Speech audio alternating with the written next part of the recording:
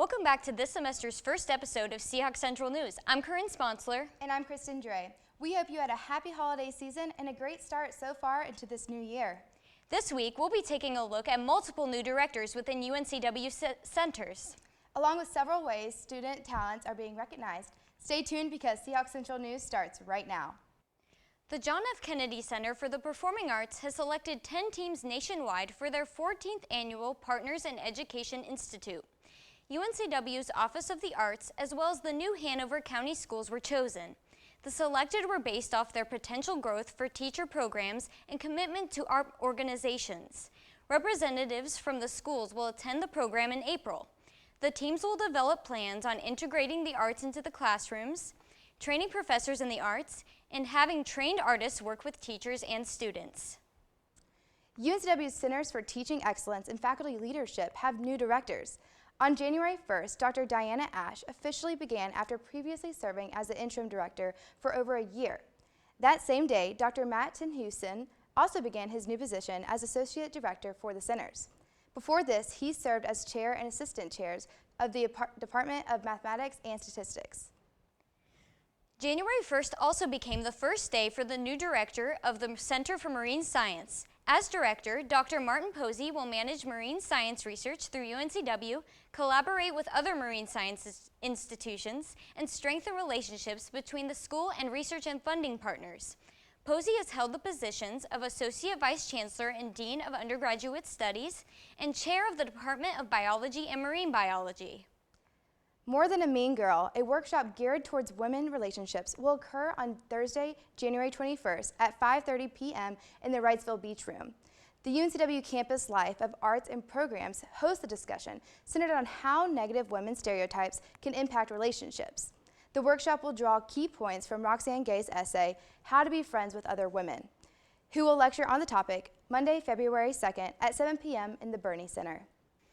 UNCW and the City of Wilmington welcomes the youngest daughter of Martin Luther King Jr. as a keynote speaker. Bernice A. King will speak on January 22nd in the Keenan Auditorium at 7 p.m. As part of the annual Martin Luther King Jr. celebration, she will express her opinions of community, mentorship, and continuing the advancement of all humankind's rights. Could a fellow Seahawk become the next American Idol? The answer is yes. American Idol has begun its final season, and UNCW graduates Jordan Sasser and Alex Sasser performed for the judges. Jordan Sasser will go on to the next round after receiving the Golden Hollywood ticket. While attending UNCW, Jordan Sasser actually participated in UNCW's own version of the singing competition, Dub Idol. Earlier this school year, our reporter Laura Delabadia sat down with Sean Frobe and Nick Watson, the co-coordinators of Flickr Film Society's student-organized Real Teal Film X Festival. The three discussed the procedures for filmmakers to submit films and the Real Teal Film Team's process for selecting which films to screen at the festival. That festival occurs on Saturday, January 23rd in the Lumina Theater at 7 p.m. The event also includes an award ceremony, teal runway carpet, music, food, Q&A with filmmakers, and socializing with moviegoers in the Filmmakers Lounge. One of our reporters walked around campus asking students their opinions on one particular topic. Here's this week's Talk on the Walk.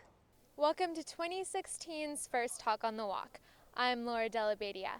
When semesters change, people often wonder if I should stay on campus or move off campus. I've even made my own list of pros and cons. So today I'm asking students what their pros and cons list are for on-campus versus off-campus living. I like that it's on campus, so it's really easy to get to all the buildings. I don't have to drive anywhere. I can just walk to where I work or any of the on-campus like education buildings and stuff.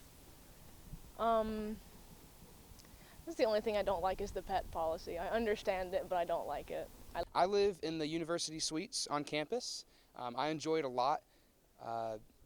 I guess the pros and cons, it really depends on who your other suite mates are. Because when you have 10 people living in the same building, if they're great guys, then it'll be a lot of fun and you won't really have many problems. But if they cause a lot of trouble, then it could be hell. But my guys are great, so I enjoy it a lot.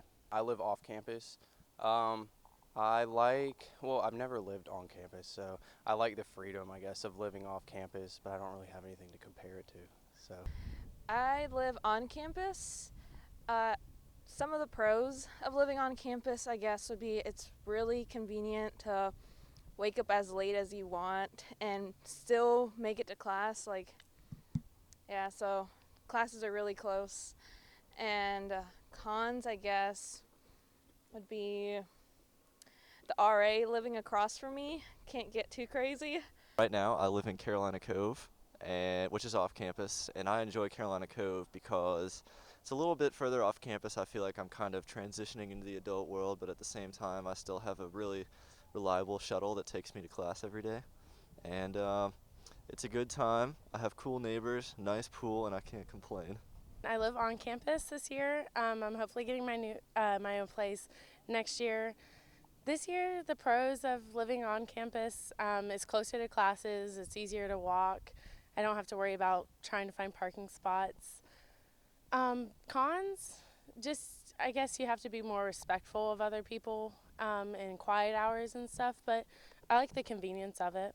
I would say the pros of living on campus is you're more involved with campus life, and you have all the great dining halls you can go to.